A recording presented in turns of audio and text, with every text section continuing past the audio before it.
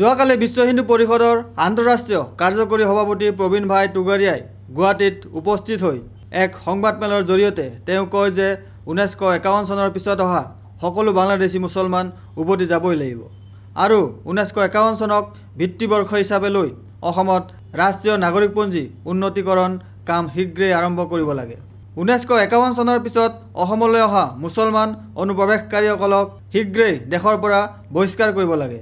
প্ৰবীণ ভাই টুগৰিয়াৰ এই উক্তিৰ পিছত আজি অসম প্ৰদেশ কংগ্ৰেছ কমিটিৰ মুখ্য মুখপাত্ৰ মেহেদী আলম বৰাদেৱে বিজেপিক সমালোচনা কৰি বিশ্ব হিন্দু পৰিষদৰ প্ৰবীণ ভাই টুগৰিয়াক তেওঁৰ কৰা দাবী অসমত 70ৰ পৰা 80 লাখ বাংলাদেশী আছে আৰু 1951 চনৰ অনুসৰি NRC উন্নতিকৰণ কৰাৰ ক্ষেত্ৰত APCCৰ মুখ্য মুখপাত্ৰজনে কয়, অসম চুক্তি অনুযায়ী গোটেই কথা বতৰাবিলাক ইতিমধ্যে ফাইনেল হোৱাৰ পিছত নতুনকৈ বিজেপি দলৰ তৰফৰ পৰা এই গোটেই বিষয়টো লৈ পেলাই অসমত এক উত্তেজনাৰ সৃষ্টি কৰিব খুজিছে।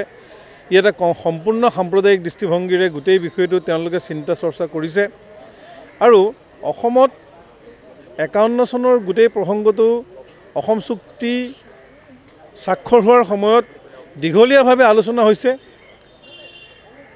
সদৌ অসম ছাত্ৰ সন্থা, সদৌ অসম গণসংগ্ৰাম পৰিষদৰ সৈতে প্ৰায় কেইবালানি আলোচনাৰ শেষত 1971 চন 25 মাৰ্চ এই তাৰিখটো বিদেশী চিনাক্তকৰণৰ আৰু ভাৰতীয় নাগৰিকত্বৰ সীমাৰেখা হিচাপে নিৰ্ণয় হৈ যোৱাৰ পিছত এতিয়া আকৌ বিষয়টো লৈ পেলাই বিভ্ৰান্তি সৃষ্টি কৰাৰ উদ্দেশ্যটোৱে হৈছে যে এই বিষয়টোক বিজেপি দলে জীয়াই ৰাখিব খুজিছে, বিশেষকৈ অসমত।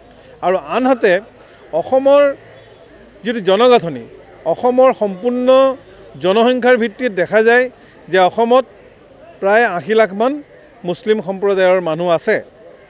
এতিয়া যদি কোৱা যায় যে 80 লাখ বিদেশী মুছলিম সম্প্ৰদায়ৰ মাজত আছে, তেতিয়াহ'লে এনেকুৱা এটা বুজায় যে অসমত থকা সকলো মুছলমানেই বিদেশী।